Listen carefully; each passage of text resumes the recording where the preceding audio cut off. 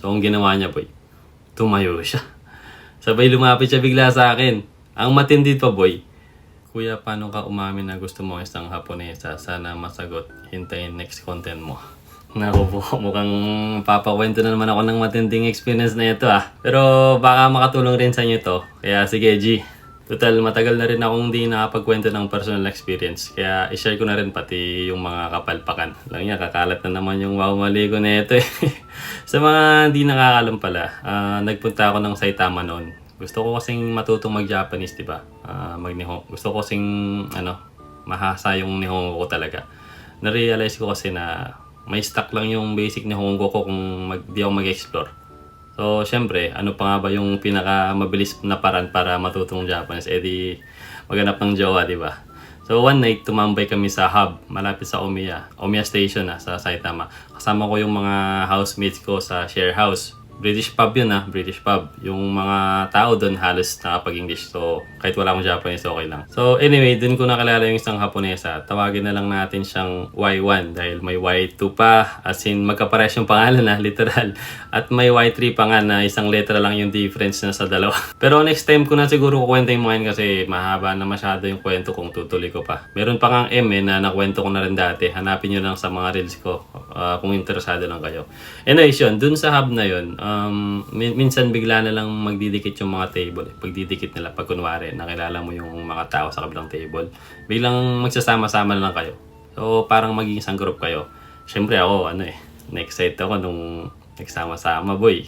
Kasi, bago pa yun, sinisipat-sipat ko na yung kabilang table. Sinisipat-sipat ko na siya. Pasimpleng pasulyap-sulyap ba. Pero di pa yun yung pina-exciting na part, boy. Dahil lasing na kami halos sa bar, no? Sobrang ingay na, di ba? Halos yung tipong magsisigawan na kami para lang magkarinigan. Pero sa sitwasyon na yun, boy, at one point nakuha ko may pag-usap sa kanya, no? Yung pwesto niya, halos nasa kabilang side na nga siya Ako dito, di ba? Halos kabilang table sa may gap talaga sa pagitan namin.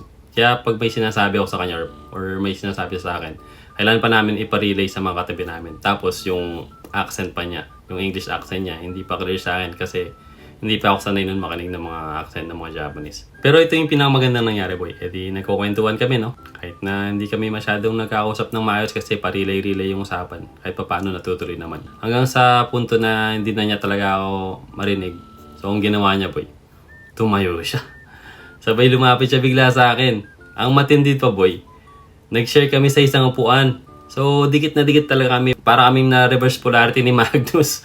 Kulang na lang kumandong niya sa akin Pero umusog na rin naman yung iba afternoon. Nakaramdam naman siguro. Anyways, hanggang magsara yung pub, siya yung kausap ko. Syempre ako, nabitin. Niyaya ko pa yan. Sino bang papayag na tapos na dun, di ba? Ang problema nga lang, boy.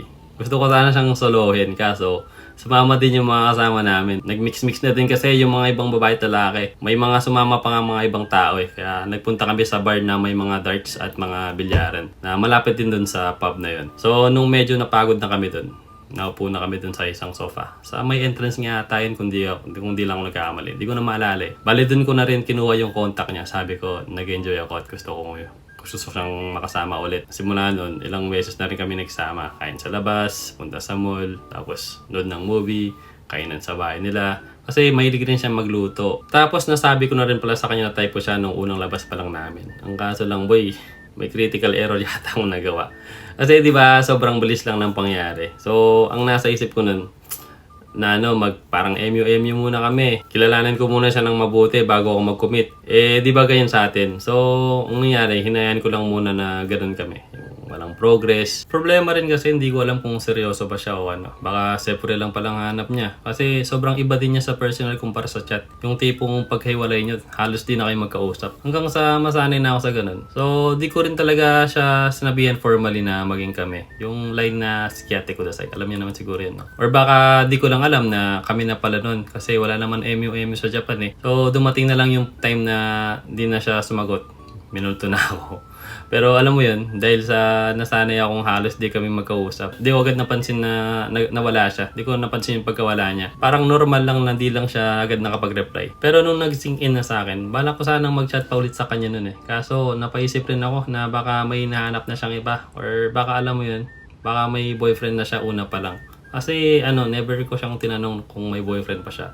Alam mo yung feeling na baka ma-offend ko siya. Feeling ko kasi ma-offend ko siya kung tinanong ko siya na kung may boyfriend pa siya kasi nagsasama kami, di ba? Kaya mas okay na rin na di ko alam. Pero alam nyo guys, surprisingly, hindi ko masyadong naramdaman yun eh. Ewan ko bakit. Parang lumipas lang agad. Siguro dahil din mabilis yung mga action sa mga buhay ko nun. As in, after mga ilang araw, may mga bagong nakilala ko. Kukwento ko rin sa inyo yung mga ibang pangyayari na yun minsan. Anyways, kung gusto nyo malaman kung paano naman ako umamin sa asawa ko, halos kanya lang din yung setup eh. Iba lang yung setting. Sa mismong share house ko siya nakilala. Yung mga OG dito, napanood na to. Alam nila kung paano ko nakilala si Mrs. So, ang pinagkaiba lang ng ginawa ko, instead na hinayan ko na maging ganun lang kami, sinabihan ko agad siya. Second week pa lang ata yun eh, na sinabi ko sa kanya na gusto ko siyang seryosohin. Gusto kong seryosohin yung relationship namin. Na kung bala kanya makipaglaro lang, pas na ako sabi ko. Tapos ayun nga, pumayag siya. Hanggang ngayon, tinan mo, 11 years na kami magkasama, 6 years na kami kasal.